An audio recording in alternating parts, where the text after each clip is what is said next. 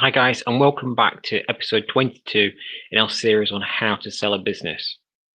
One of the questions been asked by a few business owners is how it's possible that we can guarantee there'll be a buyer after we've put together a package sale. In this video, that's what we're going to talk about. My name is Wayne, and I've been running, growing, and selling multiple 6, 7, and 8-figure businesses in this industry for over 25 years. Along with my partners, we're now helping business owners like you do the same. The problem most small business owners have is they aren't big enough to attract a large corporate, which means they can't demand the premium when it comes time to sell.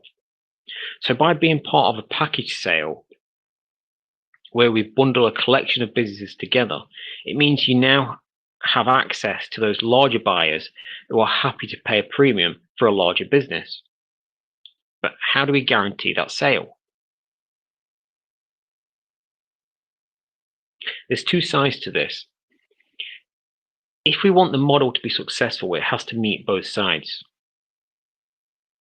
We need to have a sufficient number of companies that we can package together to create a bigger deal.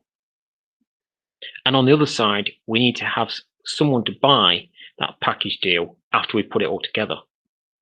If we're missing either side of this, the whole thing falls down. So let's look at both sides and see how we fix each one.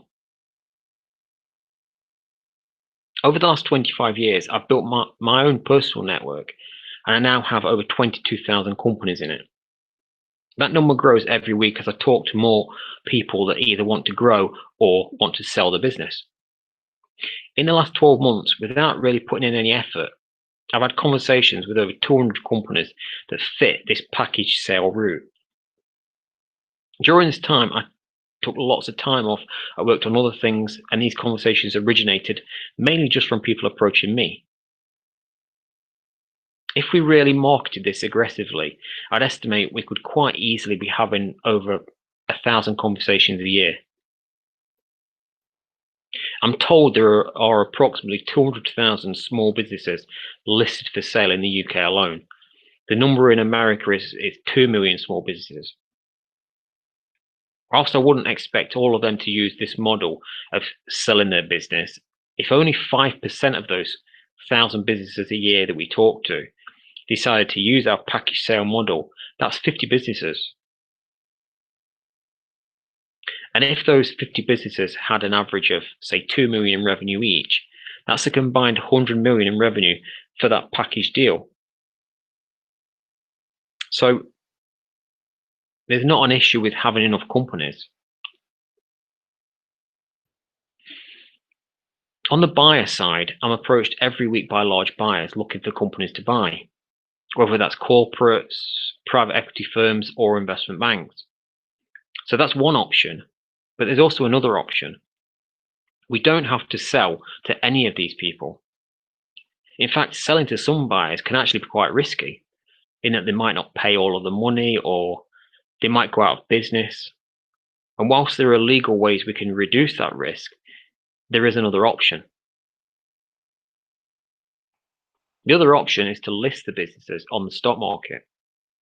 Now, how we do this is to list what's called a shell company, which is just an empty non-trading business. And then that shell company buys each of the businesses to form a publicly traded group of independent businesses.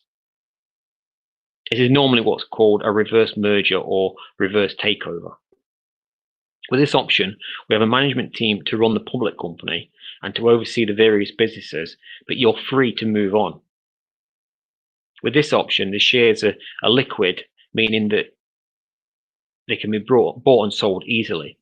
This also means that the value of the shares are higher than if you sold to a private company. Now, with this option, it also means your money is safe, as rather than getting paid over time from a corporate buyer, instead you own shares in your own public company, which you're free to sell at any time.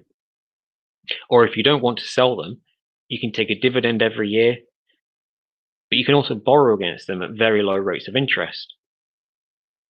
When you go down this route, you can get some cash up front, but the rest is paid in public shares.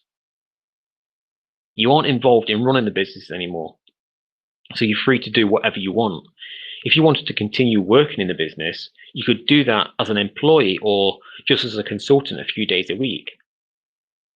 Most people I talk to don't want to work at all, and that's fine too.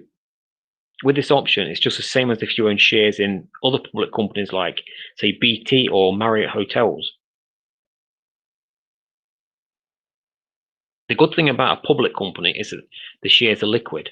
You can buy and sell them in the same day. And this means the multiple is much higher than selling as a private company. So what happens if we don't have a corporate buyer, but you also don't want to have a public company shares? How do we guarantee a sale in that scenario?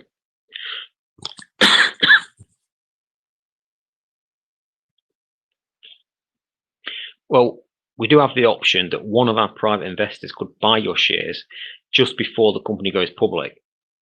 Now, that's not really what we want to be doing, but there is that option available.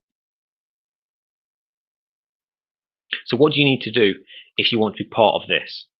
It all starts with a conversation. In the next video, we're going to talk through how we can specifically help your business with that package sale.